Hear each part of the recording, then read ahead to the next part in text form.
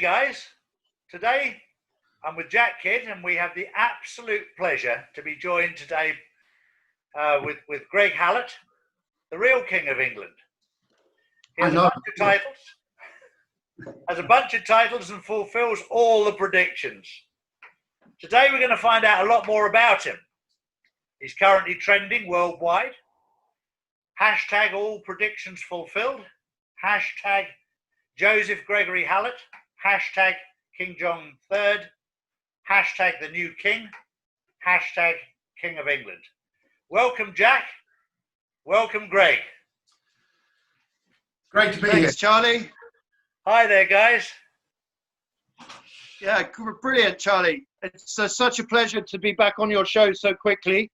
I can't tell you how much I enjoyed talking to you on Friday. It was the first time I'd ever done a video on YouTube, and we've got 5,000 views, and you know, some real truths were said. But the most remarkable thing about this whole thing is I went out of my way, I don't know why, because it just came out, to talk about the confusion within the royal families, especially within the UK. And I actually turned around and said, you know, the current royal family are fakers, and they've done terrible things, and they won't survive the Great Awakening. And then I talk about maybe we might find the true royal blood. And I look in the air and I do this, and then we go on and talk about something else. 24 hours later, I was introduced to Greg on the internet and started to digest his incredible story. Yes. And talk about a message from above. I mean, just the synchronicity of it was amazing. So I reached out to Greg, who I've talked to quite a bit online now, and we had a couple of conversations, and he is truly a magnificent person, and I can't wait for you all to meet him. And Charlie, well done for organizing this call, and great. What a wonderful time to be alive. We're desperate to get the truth out there. That's all we're trying to do, is find out the truth. Nothing more, nothing less. And it's a massive thank you, Greg, for entertaining Jack and I to get the story out there. You're welcome. You're welcome. Yeah, I had a chat with Jack probably an hour and a half ago for about maybe an hour. We got cut off about 8 times, and then it just became ludicrous because we got straight into the nitty gritty. Like, you're a descendant of Max Aiken, is that right, Jack? Yeah, he's my great grandfather. So that's Lord Beaverbrook, and he was in charge of propaganda during World War II. Yeah. Yeah. Yeah. And it's so Minister of Information was the milder way of putting it. Yeah. So he was working under Churchill, and Churchill's son, Randolph Churchill II, had married Pamela Digby, who was actually descended from the woman who posed for the Kama Sutra. Okay. Right? And Pamela Digby was really hot, you know, and she was very sexual. And she was married to Randolph Churchill II, who was an alcoholic gambler. He was a real problem gambler. So he married Pamela Digby, and then Winston, the father, kicked him out to Africa to try and get him killed. And that kind of didn't work. So they kicked him out to Yugoslavia to live with Tito in a cave behind a waterfall for the whole of World War II. And during that time, Pamela Digby was a little bit homeless initially, so she ended up living in 10 Downing Street and ended up sharing the bunker with Winston Churchill and running the Churchill Club under Grosvenor Square, which was an intelligence gathering club for officers of all nationalities, right? Wow. Now, so Pamela Digby Churchill was running the Churchill Club, and she was really sexual, and word got around that all you had to do was tweak her nipples and she was yours, right? So the Scottish Air Force decided they'd have a crack because they got really thick accents, right? Yeah. And so the trick was to actually bed Pamela Digby Churchill without speaking, because the Scottish accent would give them away, you know? So one of them managed to do it by tweaking her nipples, so that was a bit of a laugh. And then at the end of World War II, to celebrate VE Day, Churchill and Pamela Digby Churchill, his daughter-in-law, conceived a child, and that child was born on Max Aitken's estate in Surrey, Kent. What's Kirkley, Leatherhead. It's now the Beaverbrook Hotel, because my cousins lost control of everything, and it was recently bought off the foundation and turned into a hotel. But at least there's something in England that is in memory of Beaverbrook. So. Yeah, and it was absolutely massive place and massive landscaping. It was on a mound with just a fantastic view. You know, it was like the modern palace. You know, so there's a lot of meetings held there. It was incredibly impressive. And to fulfill the Atlantic Charter, which no one knew what it was about, Churchill and Pamela Digby's child was born on Max Aitken's estate. And when it reached 6 months or so that it could survive a plane flight, Max Aitken Jr., who was an ace pilot, flew that child to America, and that child was given a name similar to Winston Churchill, and that was William Clinton, and raised to become the US president in order to fulfill the Atlantic Charter. Wow. Well, and did you say Winston also had something to do with King George V? And Winston Churchill was the illegitimate son of King Edward VII. King Edward VII, sorry, yeah. Yeah. It's incredible, the web that goes down. But you know, I'm fully aware of this with Obama and the situation in America, and it's incredible how they got away with it all. Well, we were made incredibly stupid by the BBC. Yeah, I think we'd all agree with that one. And the BBC accent doesn't exist anywhere in the world. It's entirely manufactured, doesn't exist anywhere in England. And it was designed as an accent, so don't question our pedophilia. Yeah. Yes, never look under the covers. But so I did a phone call to my grandmother, who was Beaverbrook's first child, the Honourable Mrs. Janet Kidd. She was a bit of a legend. Boadicea was her nickname. So my godmother was basically the lady that looked after my grandmother. So I just phoned her because I remember Pamela, but it was Pamela Harriman. Yeah, Pamela Digby Churchill Haywood Harriman. Yeah, and she used to come and hang out in the Caribbean with us, and used to be one of my grandmother's great friends. So anyway, I asked Rachel, who's 90 years old now, and she didn't really know about the full story and Max Aitken flying the kid over to America, but she definitely knew that Churchill had a massive crush on Pamela Harriman, and even though she married his son, but I think that crush probably remained throughout his life, because she was a very beautiful lady throughout her life. Yes, yes. And if you look at a photograph of Pamela Harriman, it's called Pamela Harriman, she looks exactly like Bill Clinton, just like, oh, that's the mother, that's the son. And Bill Clinton looks nothing like his official mother. And Bill Clinton made Pamela Harriman the ambassador to France, which is the top overseas position, right? And when Pamela Harriman died in France, Bill Clinton sent Air Force One over to pick up the body. It's all making sense now. It all makes sense. I remember it happening. Oh my gosh. Because, you know, we're hearing stories now that Obama's related, I don't know, his grandmother was, I don't want to get it wrong, but a Rothschild, I think. And who's grandmother? Rockefeller is Zuckerberg is the grandson of Rockefeller. So all of these families that have been leading us they're all interconnected.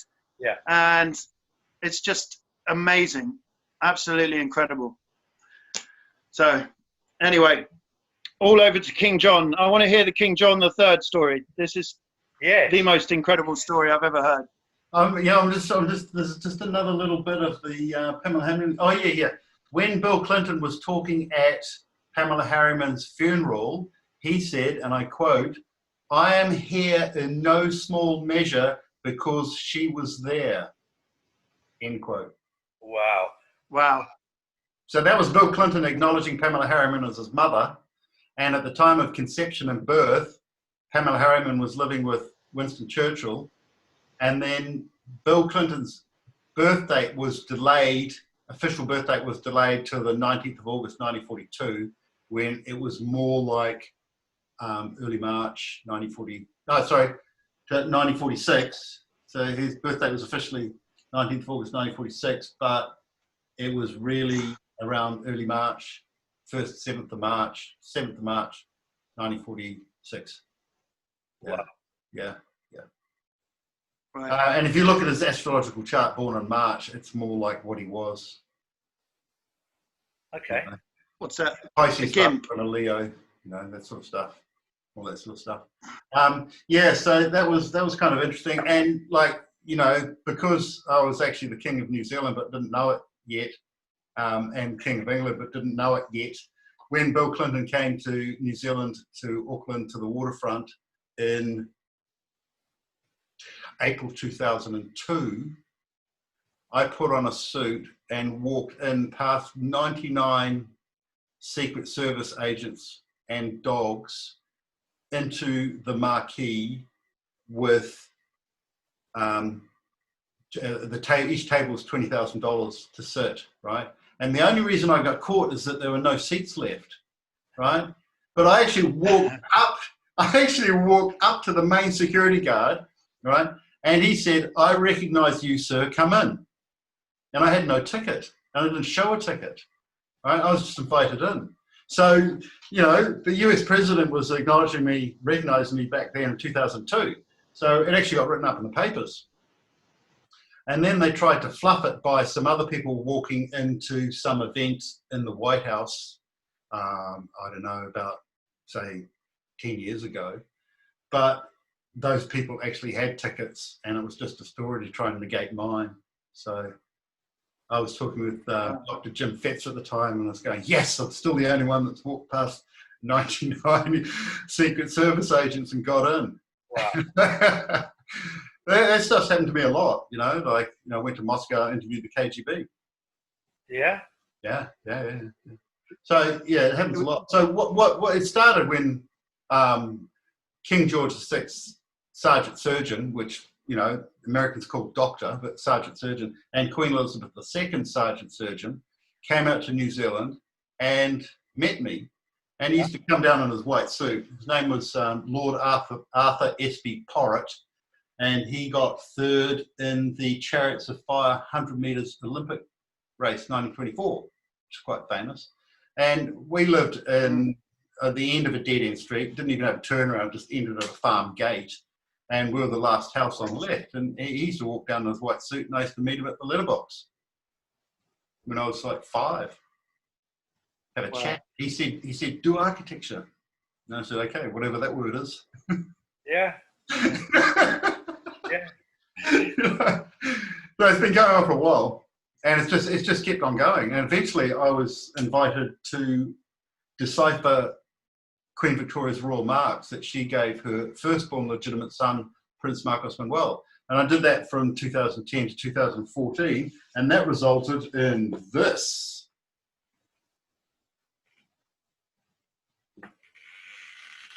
Hidden King of England. Yeah, and that sovereign S there is actually from the signet ring of King George V of Hanover. Okay. That's the 5-volume set there. Wow. Right. So we've sort of done the work, and we were given Queen Victoria's. I was presented and photographed and deciphered Queen Victoria's royal marks to show that Prince Marcos Manuel was actually the King of England and the King of the United Kingdom of Great Britain and all Ireland. And then Queen Victoria actually wrote that in a letter on the 17th of March 1850. 17th of March is St. Patrick's Day. So that signified to include all Ireland. And then that letter was given to me 3 times. Wow. And I've still got that letter. I've had it for 8 years. Is that the letter that you handed back and it kept being given back to you? Yeah. Right. Yeah. And then, so I was given it on 5th of March 2012, and it was blank. You couldn't see it.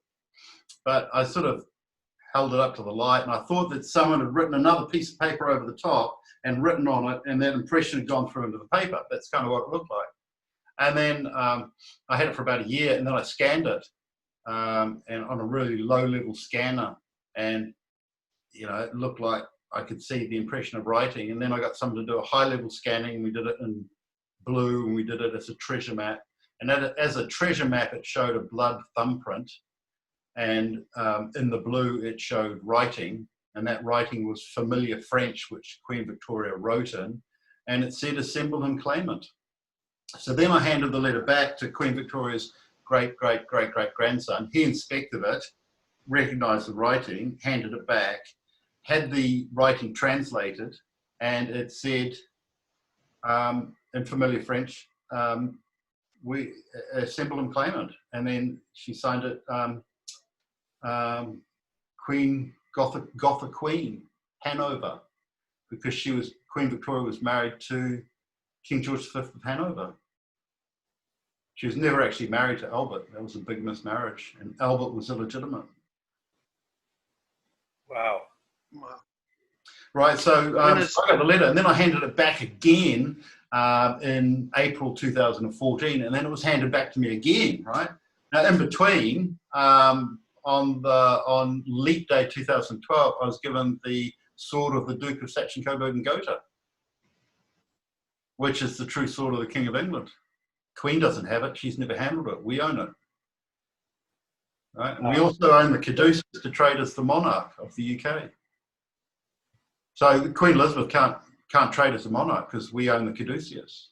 And they tried to present it in the Albert and Victoria Museum. And when my co-author Francisco exposed their caduceus as a fake and sent a fax image of the real caduceus, they closed down the stall with that fake caduceus in it. But if you got a square building, let's say it's the whole screen, right? Yeah. And the caduceus is here, they closed down all of that from there, all the way around there. Okay. All of those stalls were closed down, like sort of a third of the building was closed down. So people couldn't identify what was actually fake that they were covering up. But what they were covering up in 1999 was that Queen Elizabeth II did not have and never had the ability to trade as the monarch. Wow. Right. Greg, what about talking about, how it all began originally with Anne Boleyn? I think that would be important for people to understand. Okay, so Queen Anne Boleyn is the second wife of Henry VIII. Yeah. Queen Anne Boleyn was a lady in waiting to two queens around the Benelux countries, around France and Belgium. One of them died early on, so she moved to another court. And she was trained by Marguerite de Navarre, who had carried on the Christian mystery teachings lineage, which originally started with my other ancestor, Eleanor of Aquitaine, Queen Consort of France, Queen Consort of England. Right, this is around 1150. And that was actually the beginning of the Holy Grail legend. So what Eleanor of Aquitaine did through the Holy Grail teachings and myths and legends was actually predict the Holy Grail, right? And it turned out to be me, and my name Gregory Hallett is an anagram of Holy Grail. And Holy Grail, the Grail was written. Wow. The Grail was written Grael, from Charlemagne to Joan of Arc, which is from 800 to 1431.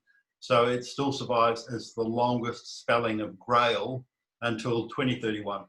So Gregory Hallett is an anagram of Holy Grail, REGTT, which stands for Register the Two Jesuses.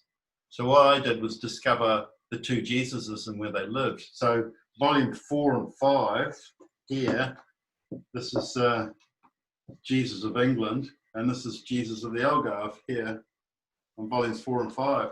Right, so I found out where they lived and took photos.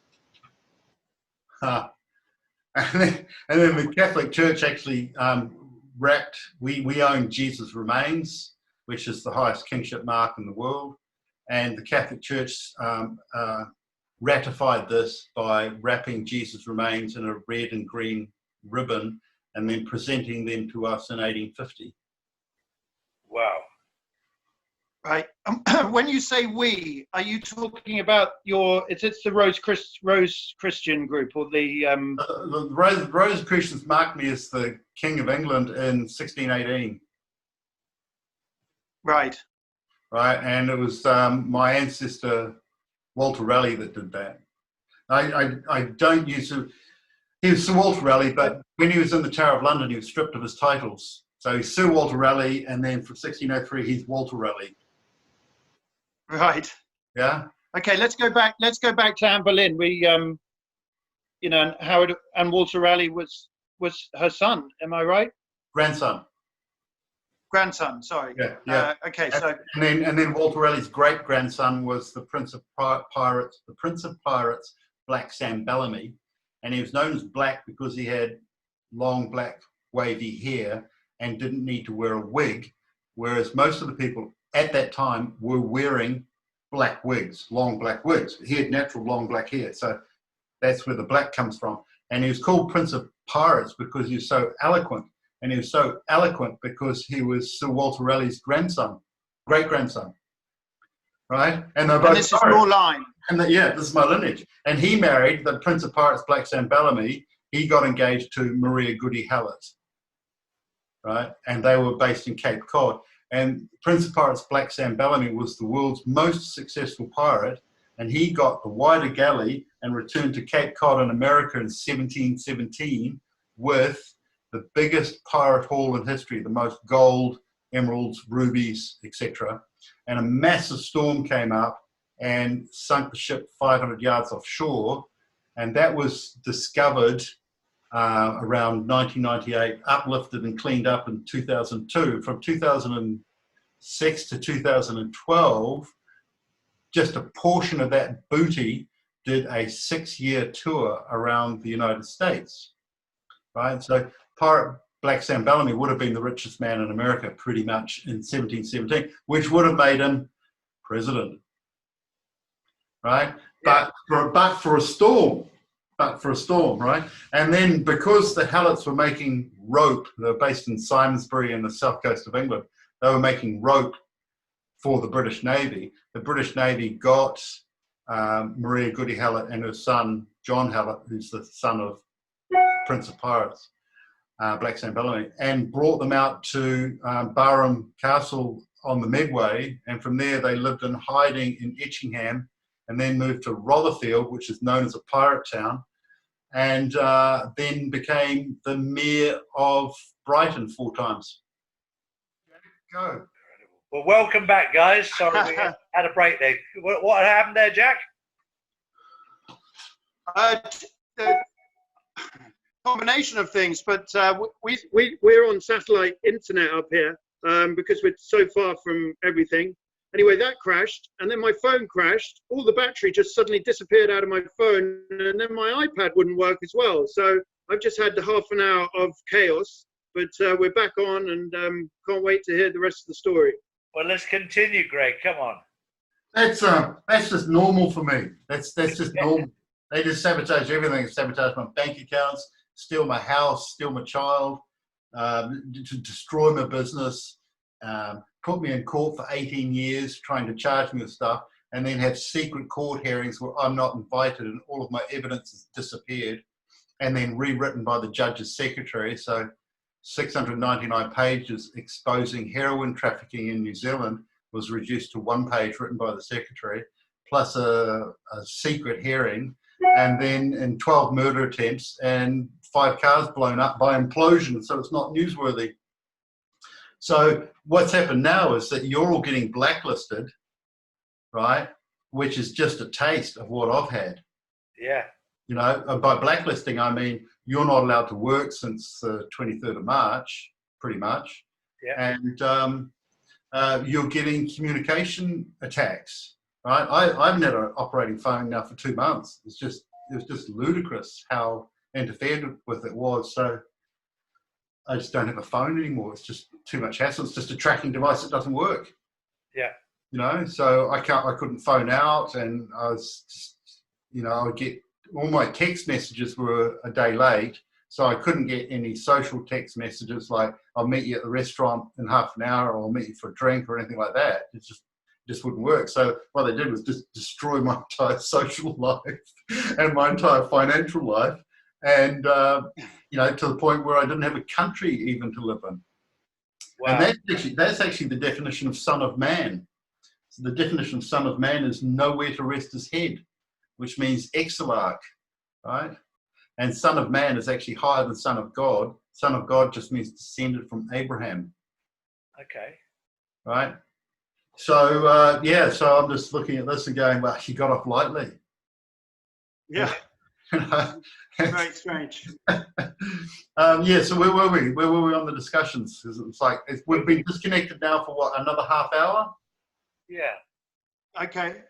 I think we were talking about Walter Raleigh and the lineage. Yeah, the lineage. Okay, so Anne Boleyn was is now, well, she was descended from the Dukes of Norfolk, and she used to live around where I am now in Norfolk until she was 5, and then she moved to a castle in beginning of Kent, just up the Medway. Leeds Castle? No, it's just a small castle. I just can't remember the name right now. I'll remember it. And when I first got a vehicle in the UK, in London, the first place I drove to, Hever Castle. The first place I drove to was Hever Castle. I didn't really know why, but I just drove to Hever Castle and paid 30 quid to get in and walk around it. I didn't know kind of why I was there, and it turns out that it was my great times 12 grandmother's gaff. Wow. No, Queen Anne Boleyn. Wow. So, and we lived just about 5 miles down the road in Rotherfield, and the Medway was the middle way, and it was a tidal inland river that had 2 entrances, an entrance and an exit. So Kent was actually an island, right? And Kent is the old name for Egypt. And the pirates used to live in the middle of the Medway, which was Rotherfield, which is where my ancestor John Hallett used to live. And before his grandson became the Mayor of Brighton, and then his son became the Mayor of Brighton 3 times. And the first Mayor of Brighton, just before that, he worked on the Pavilion, George V's Pavilion Palace in Brighton. And we're actually credited with building East Brighton, where you've got all those lovely 3-story white houses.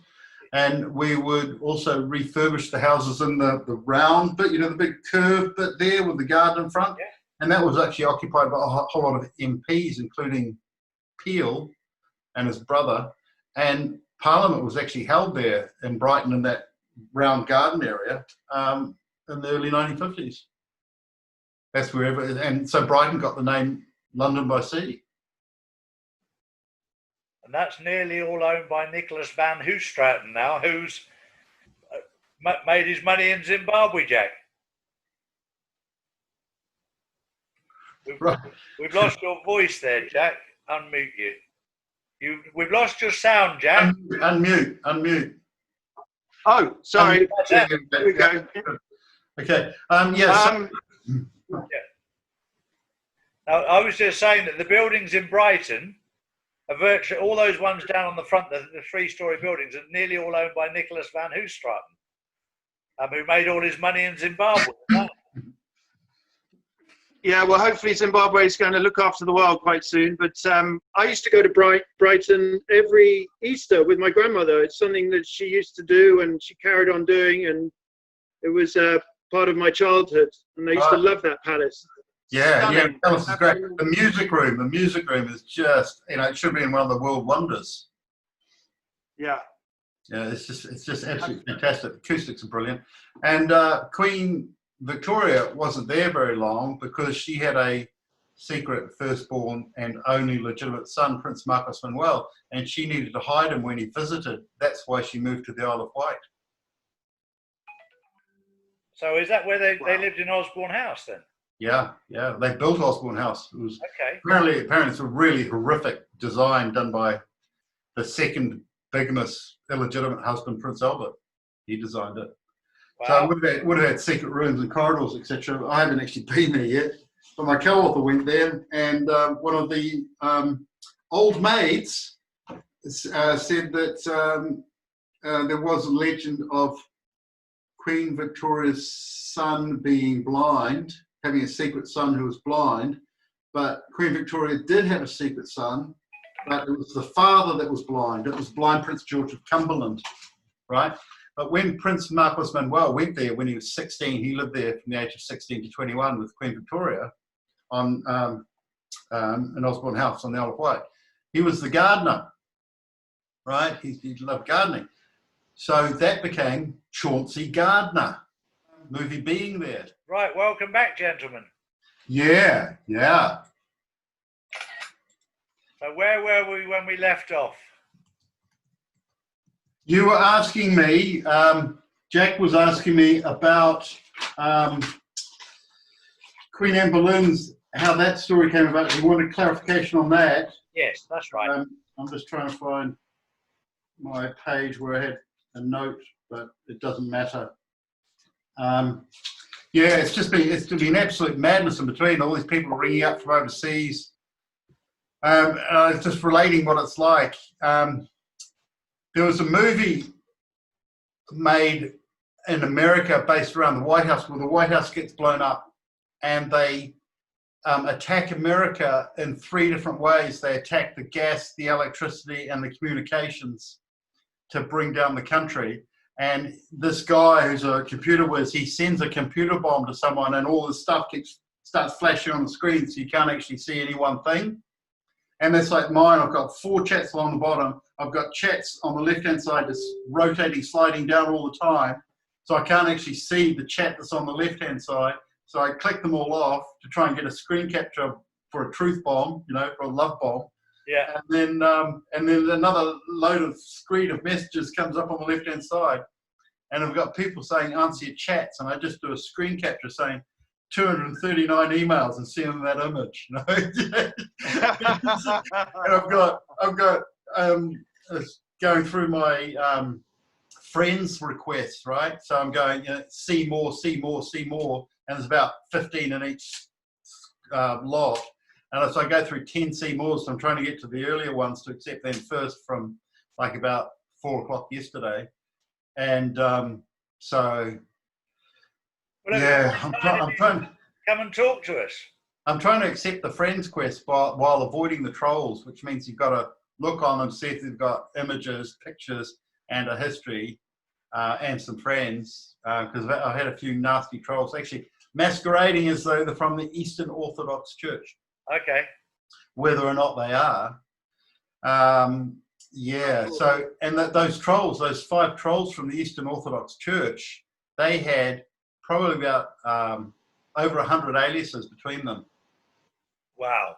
Yeah, so you've got to block all of them, and that takes half an hour. And then now with Facebook, it used to be when you block someone, it removed all their images, all their texts and images. But now when you block someone, you've also got to remove them off the Facebook page. And this guy had put in probably 50 different messages, 50, 100, with one of them put in 50 messages on my Facebook page trying to get me not funded, Okay. So I've been just trying to raise some funds for the documents, because actually legal documents are really expensive to do properly.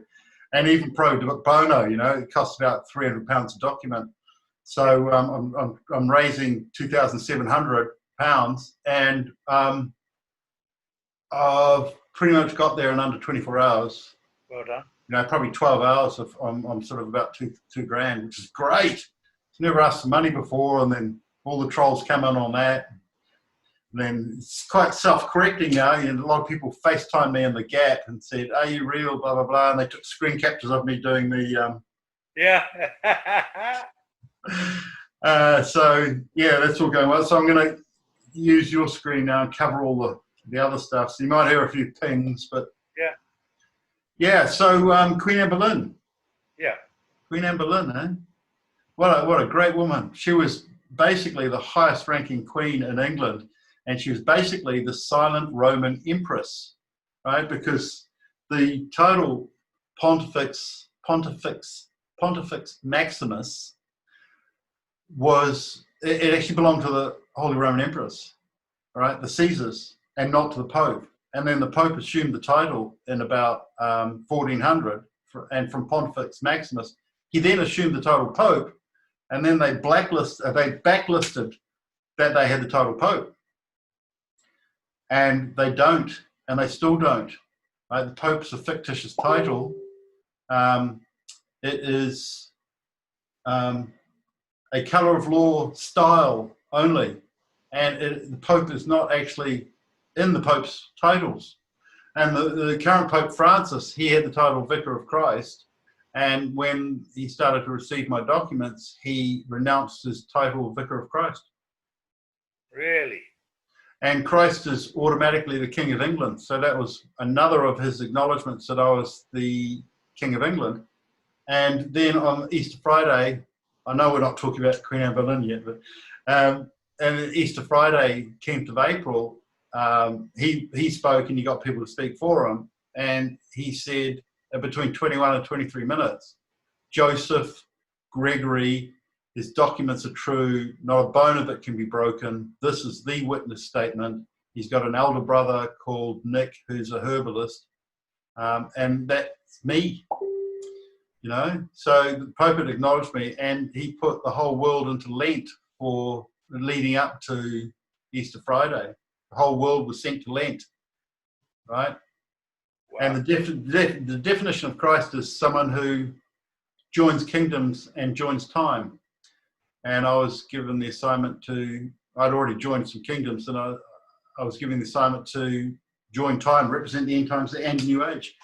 So I'd fulfilled that, and they were acknowledging that. And POTUS, President of the United States, Donald John Trump, had also acknowledged me doing that, and so had Queen Elizabeth. So they've acknowledged me as having the title Christ, which is joins time and joins kingdoms. The official title is Christ above all others with the title Christ.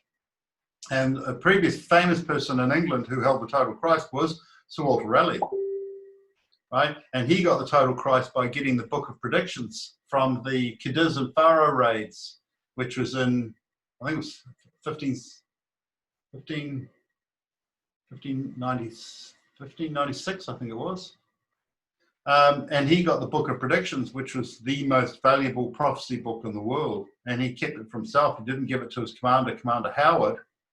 From that, because Walter Raleigh could speak and write in 6 languages. So he deciphered the Book of Predictions and transmuted it into one page called the Rosicrucian Cosmography. Right? And that was done in 1618, 2 weeks before he died, officially died, but he didn't die. And that Rosicrucian Cosmography names Joseph Gregory as Christ and King of England. Which is a beautiful thing. And it also gives times that I would represent the end times, new age, and times of the end. And it actually draws pictures of where I would be living. And as soon as Walter Raleigh got Sir Walter Raleigh, who was Queen Anne Boleyn's grandson and Queen Elizabeth I's nephew. That's right. That's how, as a 27-year-old, he was invited into court and given a knighthood. Yeah. And that's why he was given 0.2% of Ireland. Right? So the Queen Elizabeth funded the Ark for him, which Raleigh named Ark Raleigh. And just when it was finished, just before it was going to be launched, Queen Elizabeth I stole it off him and renamed it Ark Royal. Wow. Right? And as soon as Sir Walter Raleigh got the Book of Predictions from about 6 miles north of Faro, which is actually where Jesus lived, and Jesus wrote it, right? Jesus was a person's name and Christ was his title, which I think was bestowed on him after he died. But he did have the title in his lifetime. So Jesus writes the book of predictions, so Walter really gets it, and you can read in 6 languages, so he reads it, and it says, go 30 miles directly west, there you'll find a stone arch, which is Isis's arch, go up to the stone arch, and there you'll find a cave, right? Sit in the cave and draw an image of the view out to the sea with this rock, right? So he does that, and he draws the rock, and he puts Noah's Ark on top of the rock. So you're looking in the cave, and you're looking out to sea, and there's a rock in front of you, and then he draws the Ark Royal, the Ark Rally, Noah's Ark on top of it. And I just finished writing these books here, which I think, I've shown you. Have I shown you those? Yeah. It's the King of England, right? The 5 volumes, yeah. Yeah. So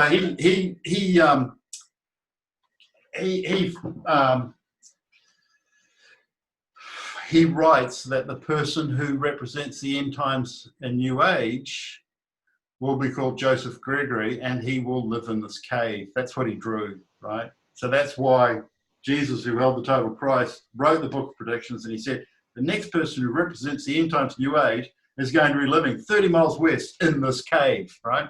So I just finished writing these books, and the same hour that I finished writing them, my rental was up, right? And I was going from winter rates, which is, I think I was paying a really good rate. It was like 300 euros a week.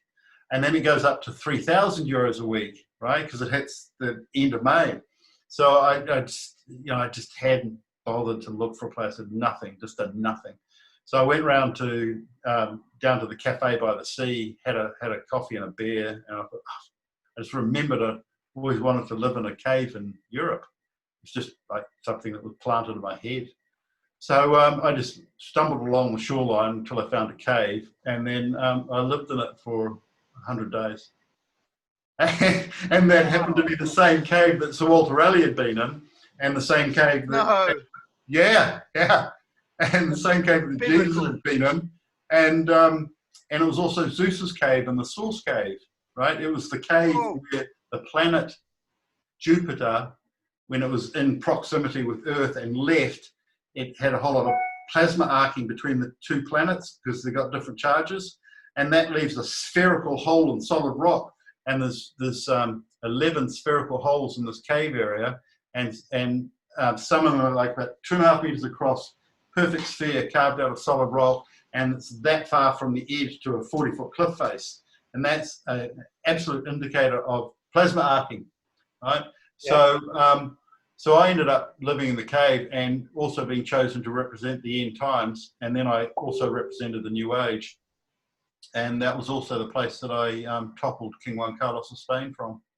And then at the same time I was doing that, the Portuguese Navy came along in front of my cave and saluted me. Wow. And how long ago was this? It's 2014. Oh, yeah. It's a difficult story to beat. That's incredible. Yeah, it's cracking. It's very interesting. What age were you when you were first told about your powers and your lineage and everything? Was it? No one ever told me. When did you? No one ever told me. No one. My co-author Francisco, who's Queen Victoria's great grandson, and he's the royal primogeniture. He's actually the Sangreal, the blood royal, yeah.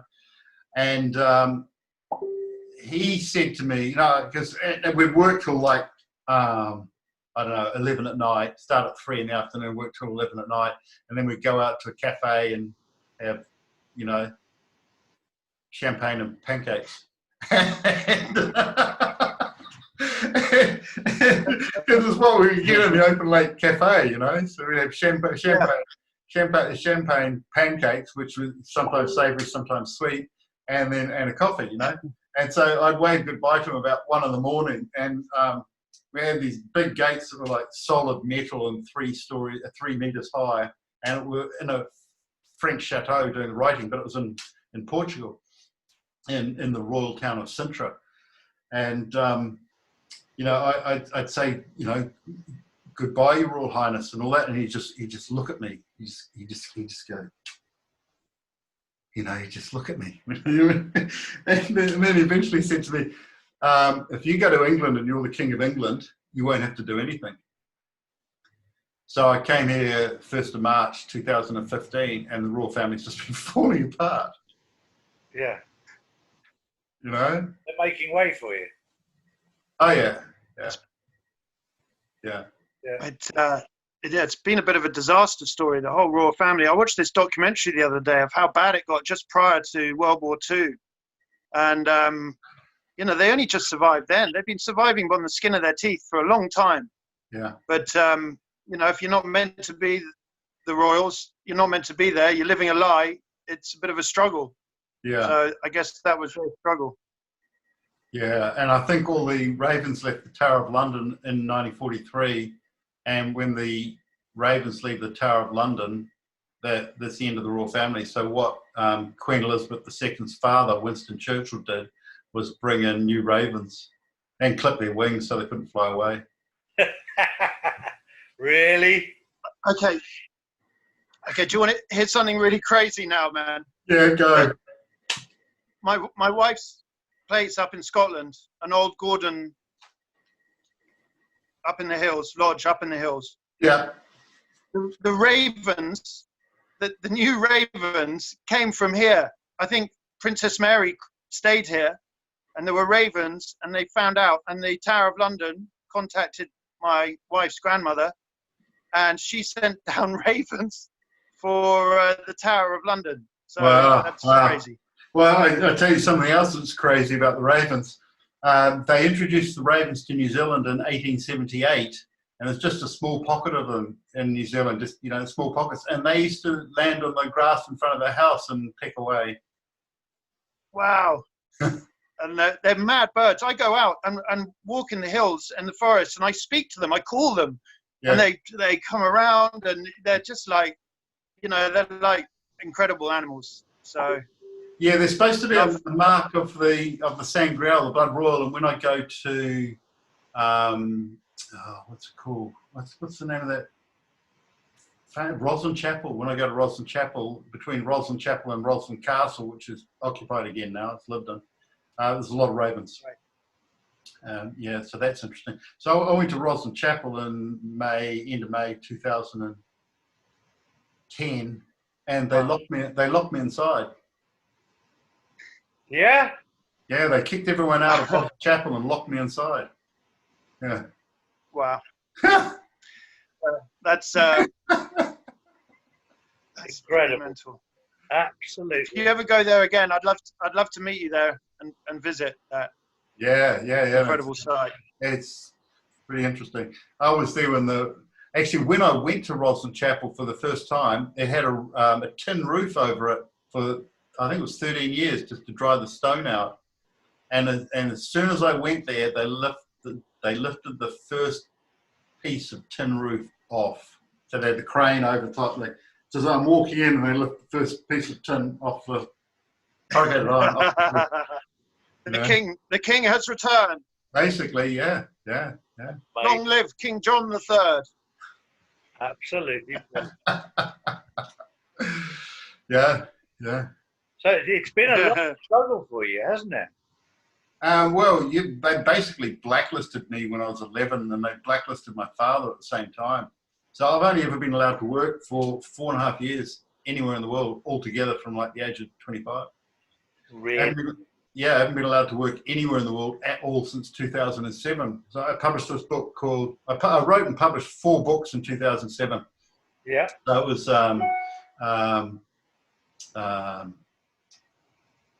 a right royal con, Stalin's British training, gifting the United Nations to Stalin, and another one, pedophiles at war.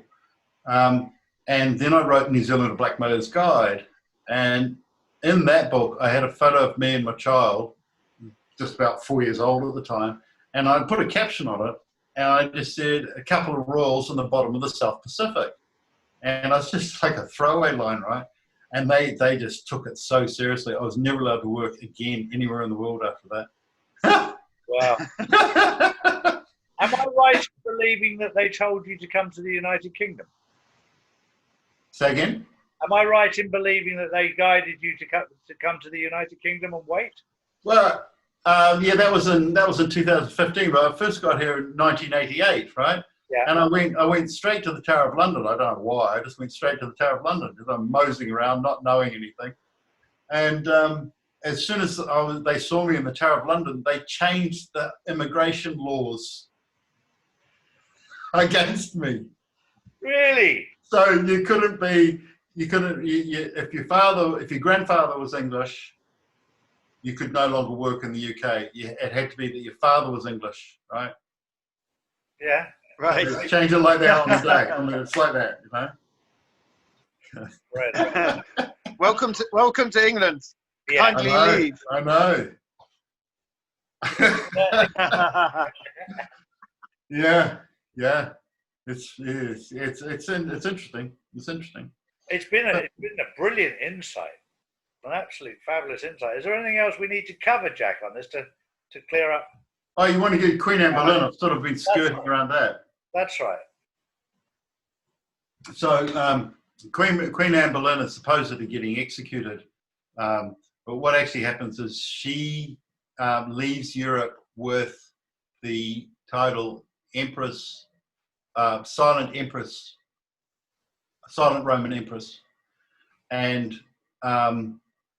Pontifex Maximus. So she's actually the highest priestess. So she organizes the Bible in English. It had already happened, but it wasn't really promoted. And she promotes that and creates the Church of England, right, with Henry VIII signing off. And then Henry VIII has a jousting accident. I think it was on the 26th of January, 1536. They'd been married since 1532 and then 1533 more officially. And then January 1536, Henry VIII has a jousting accident and his leg turns puscular and just gives him all aches and pains, and he basically goes mad from that day on. And then he starts divorcing his wives and getting married to younger and younger and younger women.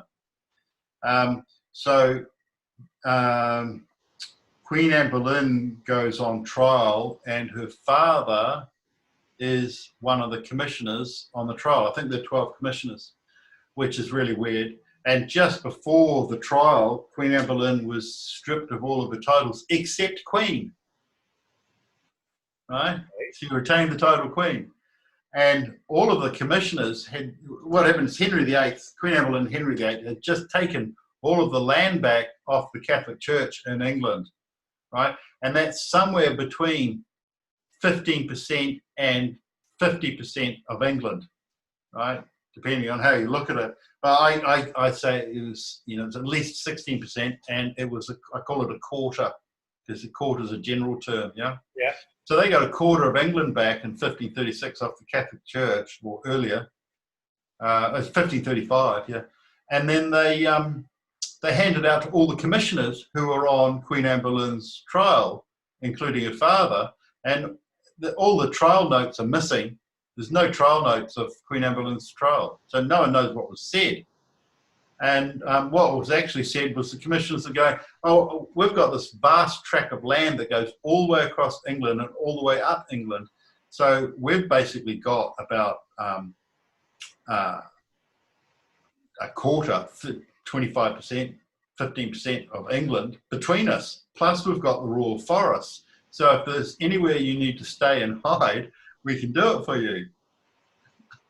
So Queen Anne Boleyn fakes her, they all faked her execution, and faking executions in the Tower of London actually became a noble business. Practice. It was practice, right? And so I looked at all the people who were supposedly killed in the most terrifying Tower of London that was supposedly, just put the shits up the entire nation so they paid their tax, otherwise they'd get put in the Tower of London for stealing a loaf of bread. And I looked at all of the deaths in the Tower of London for 700 years, from about 1150 AD to 1850 AD, and I counted them up, and guess how many there were? Go on. Really? 0. Well, hang on, I can't do that. I can't do that hand signal anymore. Yeah, I've got to do that one. How do you do it? How do you do a big zero? Big fat zero. No one was killed in the Tower of London by execution. Wow. Zero, right? There was one guy when they had three potential kings were doing a mad race to the Tower of London, which used to be a palace as well, to become king, and they were killing each other on the way. And I think it was Richard the Lionheart came along and found someone who was opposing him, maybe. So he apparently just got two other guys and strapped him over a log, chopped his head off. But that's not an execution; that's a murder. Yeah. Right? So no one was. What about World War II? Wasn't there? They lined someone up in one of the outside rooms, and it was the first ever spy caught in London, and he was meant to have been supposedly shot in the Tower of London. That was a more recent execution there. Yeah, well, that's after 1850 though. So Oh yeah. So that might be real. So none of the nobles were killed, and none of Henry VIII's wives were executed. None of them. So we've got a completely fake history. Yeah, it's just so crazy that you said that, because on Friday, my interview with Charlie, I said exactly the same thing. I said history's been completely corrupted. Yeah. And it's just incredible that 3 days later we're discussing it again. Anyway, And you just amazing. sort of Good mark of the truth. What's that? Jack just sort of said it in passing. It was just, and then suddenly this is all opened up. Yeah. Amazing. Yeah. So so when Queen Anne Boleyn went up to the scaffolds to get executed, what they did was they delayed it 2 days. They changed the location, delayed it 2 days, and she had really long hair, right? So down to her waist, and she wore an oversized coif, and which was like a thing that goes around here like that, white, like a religious thing, cloth. And she got all her hair and stuck it up here in the coif, so that when she came up and she and the other thing they did is delay it until a day with sunstrike, right? So the sun was just coming up at like 9 a.m.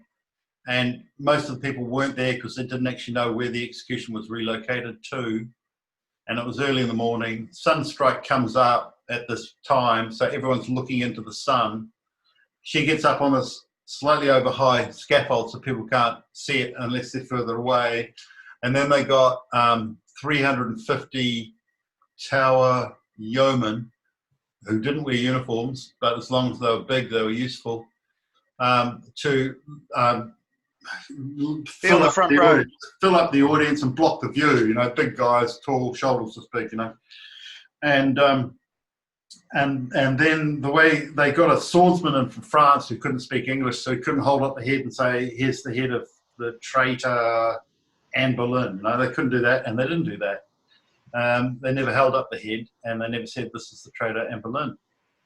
So they waited for the sunstrike, so that when the French swordsman's got the sword, he comes down and he's up here, and the sword's in the sunlight, and then he comes down into the shadow. Sword comes down into the shadow because you got a building there. The sun's coming over, Yeah. And then Queen Anne Boleyn decided to kneel, right? Not to put her head on a block. So she's kneeling, and she tilts her head forward. Her coif, which is the same shape as her head, same volume, comes up. The sword cuts the coif off into her hair.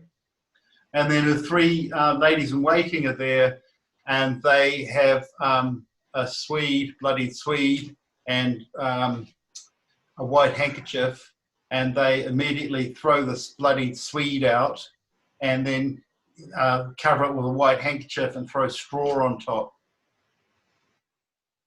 right? And and throw straw on top of Queen Anne Boleyn's head, which is still intact, but she doesn't have the hair anymore. She's got short hair. She's had a haircut.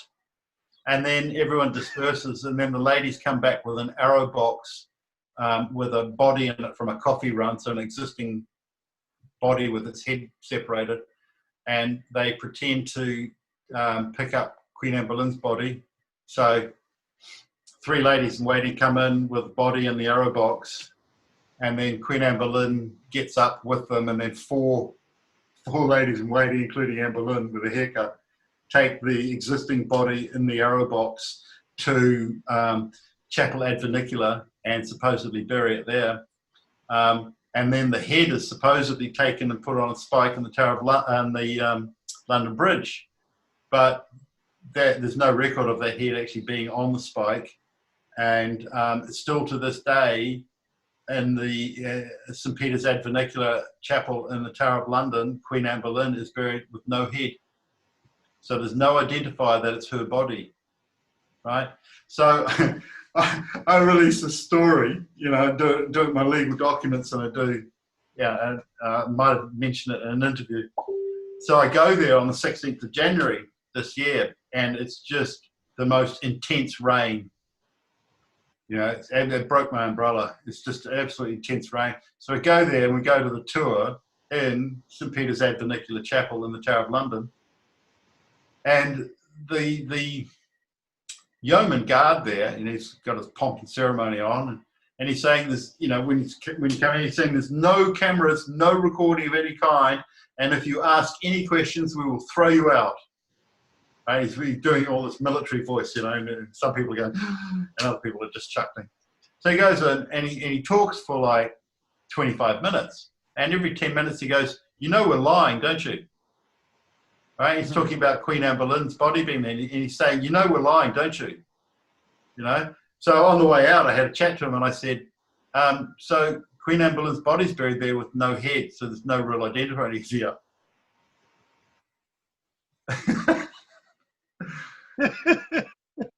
Oh gosh. So what happened, the Wow. person who was running the scam, the initial scam to get the noble women who were being executed out of the Tower of London alive, the first person to run it was Countess Margaret of Salisbury. Right? And she held the lands where the London Olympians and sports people now train. So it's north. It's about 4 miles north of Windsor Castle. Okay. I can't remember what it's called right now. Okay. It's where they built the rowing lake for the Olympics. Bisham Abbey. Yeah. Bisham Right. Abbey. Bisham Abbey. Yeah. Right. So Okay. so yeah, they took Queen Anne Boleyn up there, and Countess Salisbury, who was actually the wealthiest woman in England, she took care of Queen Anne Boleyn and said, look, you stay on any of my estates, here they are, massive estates. So then Henry VIII kind of found out, so he then executed Countess of Salisbury, and then she was actually rescued by Henry VIII's third wife, who was actually called the King's sister because the marriage was never consummated. And that wife, her brother, so Henry VIII's brother-in-law, was the richest man in Europe. So they could put Anne Boleyn anywhere in Europe and anywhere in the UK. And then Anne Boleyn was only 32, 34, 36, maybe even 30 years old at the time. So she got to live and breed again. So she had a daughter, and then that daughter had Sir Walter Raleigh. And then Sir Walter Raleigh's great-grandson was Prince of Black Sam Bellamy, and they're both from around Devon, Simonsbury way, south of England.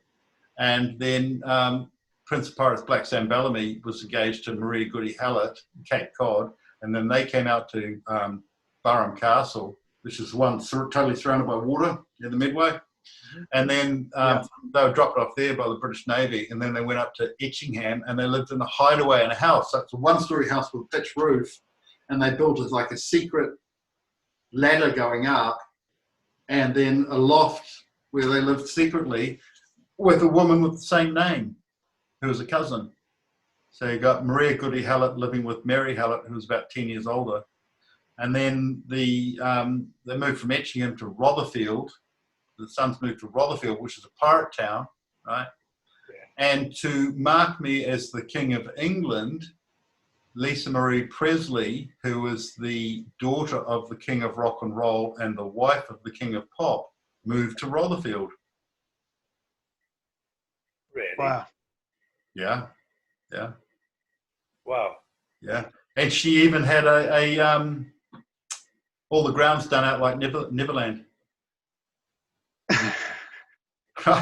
And she used to hire out the whole pub like on New Year's Eve or Christmas Eve, and she'd kick everyone out, and her and her security guards and a few invites would be there. So I found a place, found out where she lived.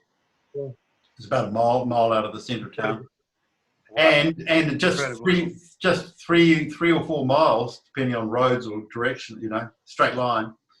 That's where the Rosicrucian cosmography is kept. That's the head of Rosicrucianism, is just 3 or 4 miles from Rotherfield, which names me as king. Right. So not only have you got the bloodline, to be king, you're also getting signs and confirmations, if you like, Yeah. from those in power who actually know the truth. Yeah. That's been going on for a long time. Well, even the fact that it was suggested to you to move to the United Kingdom and wait and be patient. Yeah. That in itself is an awful lot. But there's been a lot of signs in your life, hasn't there? Lots. Yeah, lots. Yeah. It's just a question of deciphering what those signs are and what their meaning is. Well, I've deciphered them. I've done my own movies of them. And I've done about 90 movies that have been taken down. Right. And they're actually movies on me being in the movies. Okay. And cartoons. Like I was in Quick Draw McGraw. Okay. The opening and ending sequence of that is about a chest full of royal marks falling in the hands of Pepe, which is the petite nom for Joseph. Right. Right? And his chest full of royal marks just falls in his hand, and that's exactly what happened to me. My first name's Joseph. Yeah. And in Portugal, that cartoon is called Pepe Legal, which means Joseph Legal. So Joseph legally has the royal marks. Incredible. And yeah. And then I was in Roman Holiday, which came out in 1953, 86 days after Coronation Day. The main character, Joe, which is short for Joseph, is played by Gregory Peck. Right, so there you got Joseph Gregory. And Princess Anne represents Queen Elizabeth, who just had a daughter called Princess Anne. Yeah. And they do this weird thing where Joseph Gregory Peck sticks his hand inside this mouth, big sun disk, and it's got a mouth in it, in a sort of grotto in Rome. And then Audrey Hepburn is going, he pulls his hand out and goes, oh, like this. And it was actually ad-libbed, right? And then Audrey Hepburn's going, all scared. And so when I'm like about 4 or 5 years old, I sleepwalk, and my mother had just bought some 400-degree hot toffee out of the oven and put it on the stovetop. She said, don't put your hand on the hot toffee. So, subconscious message is put your hand on the hot toffee, because I'm sleepwalking, kind of, not really. And then so I put my hand on it. And then my hand just got so burnt that all my fingers joined together and they had to be separated. So what I'm saying is that the prediction they did and I don't know which hand it is, the scarring went, but it was like, the maximum burn you can get. So what they'd done with the hand signal is they said, the prediction is he'll have a completely burnt hand, or he'll lose a hand in 1953. And I'm doing this in 1965, and it's coming true. And then when Joseph, who plays Gregory Peck plays Joseph, right? So he's playing Joseph Gregory, and he sits on his bed, and there's a crown above his head. And then Princess Anne, who's playing Queen Elizabeth, she stands next to the bed, and the crown's there, and there's a big 0 underneath it.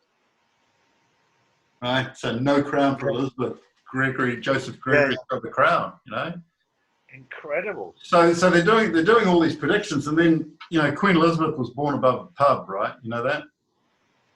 No. Yeah, well, I heard you say it. Yeah. She was born above the Coach and Horses pub in Mayfair. Okay. And we're in Anthony Blunt's house. He's sort of 17 when she's born, going coo. Yeah. The homosexual KGB spy. So she's born above the Coach and Horses, and to show that's 1926, and to show that in 1953, Princess Anne is walking to Joseph Gregory's house. He's playing cards, and there's a coach and horses, open coach and horses with two people sitting in it, and she walks through the coach and horses. She walks up, and you know where your feet sit on the coach. She walks up along that and then down and out. So she came through the coach and horses, right? And the reason she was born above the pub is she was supposedly born at number 17 Bruton Street. The Coach and Horses pub was at number 5 Bruton Street, right? That's actually the origin of Chanel number 5. Really? Yeah, yeah. And she was actually born at number 17 Bruton Street, 100 yards east, and that was the mansion of Lord Glamis, Balsline, right? Okay. Whose daughter was Elizabeth Balsline, yeah, supposedly the Queen Mother. But Elizabeth Balsline was first engaged to David, who became Edward VIII, who was never crowned king, who abdicated in 1936. And he said to her, I'm going to abdicate. So a week later, Elizabeth Balsline was then engaged to George, Duke of York, who became King George VI. And he was actually semi-retarded. He had speech impediment, knock knees, he was a chain smoker, he was an alcoholic, and he had an IQ of 67. So he's one IQ point above retarded. And Elizabeth Balsline said, I'm not marrying that knock-kneed, alcoholic, chain-smoking retard. Here, you, my whipping boy maid, who looks like me, who we brought into the family as one of a twin in 1907 from Waterford, in County Waterford, in Ireland. So Elizabeth Balsline's maid married George VI, right? And so it was okay for Lord Glamis, Lord Balsline, to allow and be photographed with George VI, the future George VI, marrying Elizabeth Balsline's maid. But when it came to giving birth, he refused to allow them to give birth in number 17 Bruton Street. So what they did is they got a nurse on the second floor of number 17 Bruton Street to open the window to all the reporters and say, baby's been born as a girl, but the baby had actually been born at number 5 Bruton Street, 100 yards west. Yeah, and no one saw Elizabeth Balsline or Elizabeth Balsline with the baby in front of 17 Bruton Street. So Elizabeth's born at number 5. Now Coco Chanel, who had a 19-year affair with the Duke of Westminster, who owns 600 acres in the centre of London, right? She finds out about it and names her perfume number 5. Number 5. Right? Wow. And then Wow. It's on Bruton Street, right? Yeah. So Fabergé Brut. Yeah. Yeah. Fabergé Brut 33. Yeah. Yeah. Get your brute on. Get your brute on. You know, that was the ad. Get your brute. Yeah. Roll-on deodorant. 33. The Illuminati secret is. Yeah. Elizabeth was born on Bruton Street, number 17. Right. So that was interesting. And the pub's still open. The Coach and Horses is still open. It's got roads on 3 sides, tall, narrow building. Yeah, so, and then what happened was Lord Glamis then got a cold and refused to have any more communications with Elizabeth Balsline, which was actually the maid. And the real Elizabeth Balsline then moved to France and got married and died at the age of 50 in 1950 of a heart condition at the same age as her brother died of the same heart condition, the age of 50, right? And so the way I got this story is I'm a British aristocrat, you know, cousins of the royals. He was in prison and just got out of prison, and I went and saw him and gave him one of my books, and he told me the yarn. Right. Wow. Woo! That's going to make some people fall off their chairs when they hear all this. But what a glorious story! What a glorious story! I think it's absolutely magical, and especially needed right now. I mean, talk about divine timing.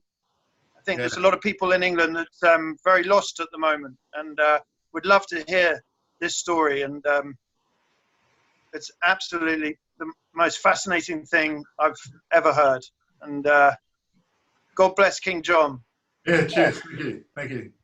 No, it's for us. It's been for Jack and for myself and for Lee, who I work very closely with, Lee Dawson.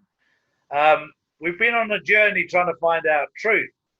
And there's a saying in this particular word about looking down a rabbit hole. Yeah. This is a rabbit hole that I hadn't looked at until Jack said, this is a hole that we need to look into. Yeah. And it's been, look, my mind is like a parachute. It's only any good if it's open. Yeah. Yeah. Yeah. So Yeah. For me, it's been a fascinating journey. And I want to thank you on behalf of myself and everybody else who watches us for opening up the way you have, Greg, and telling us these experiences, because we're going through a period right now of enlightenment. It's an awakening. I've been saying it's the Great Awakening for about 9 weeks now.